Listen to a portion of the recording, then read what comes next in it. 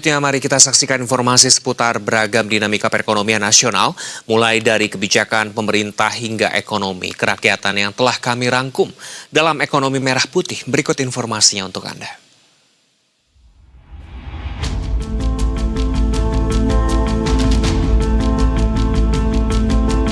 Presiden Prabowo Subianto memanggil sejumlah menteri untuk membahas percepatan program strategis di Istana Kepresidenan Jakarta pada Senin 20 April 2026. Menteri Pendidikan Tinggi, Sains dan Teknologi Brian Yuliarto mengatakan rapat bersama Presiden Prabowo salah satunya membahas mengenai perkembangan proyek strategis Giant Seawall atau tanggul laut raksasa di pesisir utara Jawa. Menurutnya, Kemendikti-Saintek akan menguraikan kontribusi strategis perguruan tinggi sebagai motor penggerak dalam menyukseskan program-program prioritas nasional. Sementara Menteri KP Trenggono menyatakan pihaknya melaporkan perkembangan program pembangunan Kampung Nelayan Merah Putih atau KNMP. Kementerian KP sendiri telah mencatat perkembangan pembangunan Kampung Nelayan Merah Putih tahap 1 sudah mencapai lebih dari 50%. Terkait dengan Giant Seawall ya, jadi tentu kami dari Kementerian Dikti-Saintek diminta untuk berpartisipasi aktif karena Giant Seawall ini kan strategis menyelamatkan 60% kawasan industri dan juga lebih dari 30 juta penduduk yang kalau program ini berjalan maka akan bisa menyelamatkan tadi dua hal itu.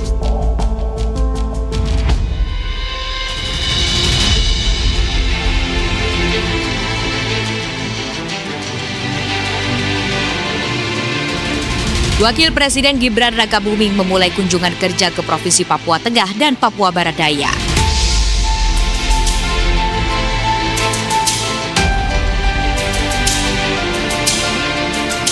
Gibran berangkat dari Bandara Halim Perdana Kusuma didampingi Menteri Koordinator Bidang Politik dan Keamanan Jabari Chaniago dan Wakil Menteri Dalam Negeri Ripka Halu. Mengenakan mahkota kasuari dan tas selempang noken khas Papua, Gibran tiba di Nabire, Papua Tengah dalam rangka mengawali kunjungan kerja di tanah Papua. Setibanya di Bandara Dau Aturure Nabire, Gibran disambut Gubernur Papua Tengah Meiki Fritz Nawipa. Wapres kemudian meninjau bandara yang telah direvitalisasi sejak 2025.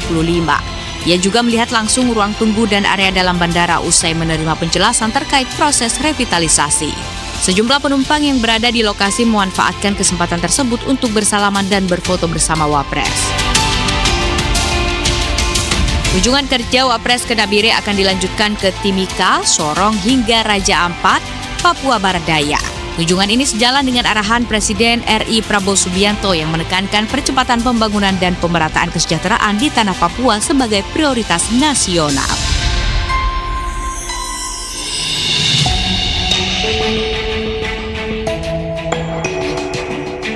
Presiden Prabowo Subianto memberikan dana hibah 9,95 triliun rupiah dalam bentuk tanaman dan pupuk organik untuk menggenjot komoditas strategis di sektor perkebunan.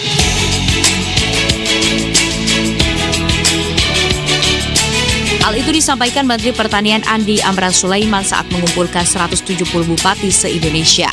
Sejumlah tanaman tersebut antara lain tebu, kelapa, mete, pala, kakao, dan kopi yang diketahui sebagai komoditas berorientasi ekspor. Pemerintah menargetkan komoditas strategis itu ditanam di lahan seluas 870.000 hektar.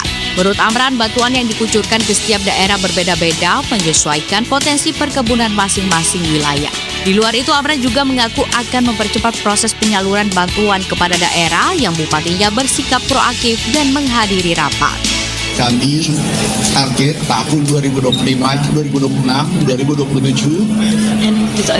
Yang pertama adalah ada bantuan Bapak Presiden langsung, nilainya untuk tanaman itu gratis, hibah, totalnya 9,95 triliun dalam bentuk tanaman dengan olah pupuk organik diberikan secara gratis. Tanamannya adalah tebu, kopi, kakao, mente, pala, kelapa. Jadi ini target kita adalah 870.000 hektar seluruh Indonesia.